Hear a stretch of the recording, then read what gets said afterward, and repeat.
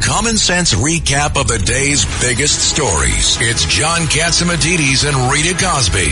Katz and Cosby on 77 WABC.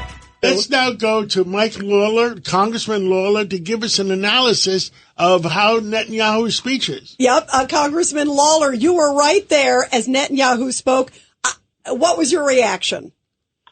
Look, I think it was a extremely strong and pointed speech. He even went so far as to call out some of my colleagues here in America and some of the pro-Hamas agitators, calling them useful idiots for Iran, but also making the point about how important the American-Israeli relationship is, our shared values, our shared heritage, but the importance of Israel as the only democracy in the Middle East, fighting back against Iran and its terror network, and standing up for America. And obviously, making the point, as Churchill did, give us the tools and we'll win. And obviously, making the point that they need them now and they need them fast so they can bring this war to a close and eliminate the threat from Hamas and bring the hostages home. And I think that obviously was extremely important. We had hostage families here. Yeah, that was powerful. Wow. 8 Americans are still being held hostage, 3 deceased, 5 living. I've met with these families numerous times. They testified yesterday before the House Foreign Affairs Committee, and just met with the Prime Minister and Speaker Johnson after the speech. It's extremely important that all Americans remember the fact that we still have hostages being held, as these crazy pro-Hamas agitators were protesting the speech at Union Station, ripping down American flags from the flagpole, raising Palestinian flags, and burning the United States flag on the ground. It just speaks volumes to where the Democratic Party has gone.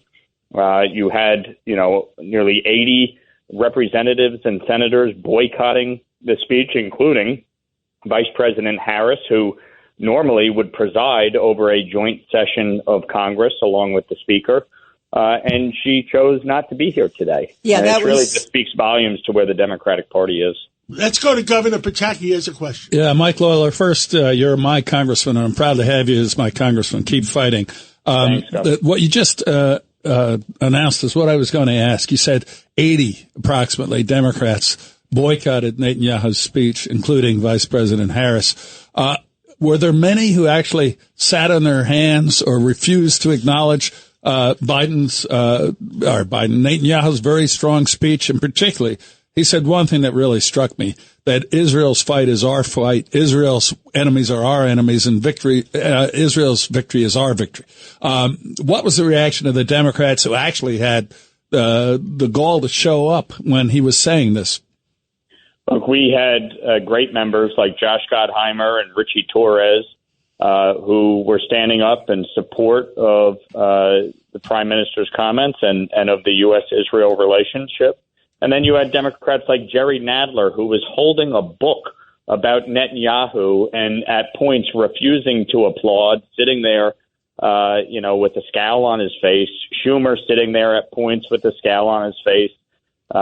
Even Hakeem Jeffries giving tepid applause at times. I mean, it's remarkable what has been allowed to occur within the Democratic Party to appease a growing base of lunatics who support Hamas. And as I thought it was phenomenal that the Prime Minister called it out and said, we have people who are supporting Hamas, who are using the talking points of Hamas in spewing anti-Israeli bigotry and hatred. And they are useful idiots for Iran.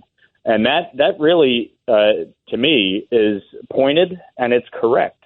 And I think he also made an extremely important point in talking about how Israel is prosecuting this war and the care that they have taken not only to provide humanitarian relief and aid, but to mitigate civilian casualties.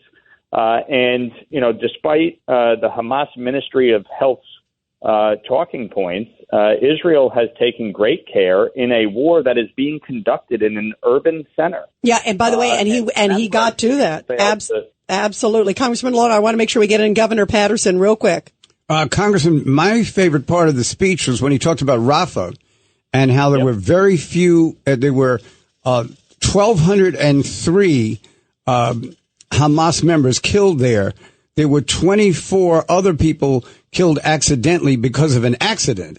And when you look at those types of numbers, they're lower than in almost any other conflict, as he pointed out. And he quoted the people who'd done the research.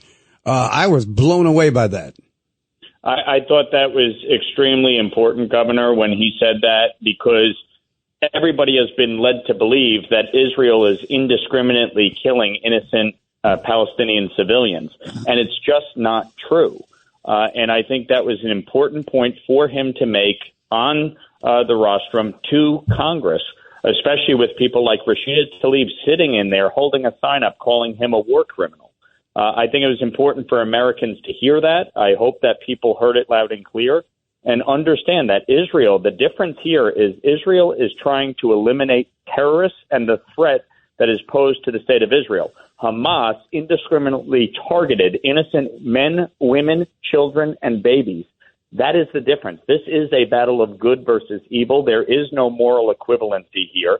And the United States needs to stand shoulder to shoulder with the state of Israel. Yeah. And tell that to all your Democratic colleagues in there, too, because there was some gray in there today, and it was shameful. Yeah, let's pray for America, because we're all on America's side. Absolutely. It shouldn't be about Democrats. It shouldn't be about Republicans. It should be about America. Yeah, and fighting together. Yeah. That is the key, 1,000%. Look, our nation is built on Judeo-Christian values. There's a shared heritage between the United States and Israel.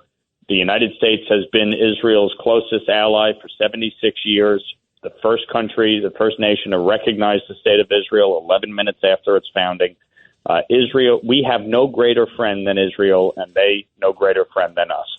And that I think is the important takeaway from Congressman Mike Lawler, thank you so much. And we're going to have to go to a hard break right now. Thank you, and thank you for coming on. Thank you, Congressman.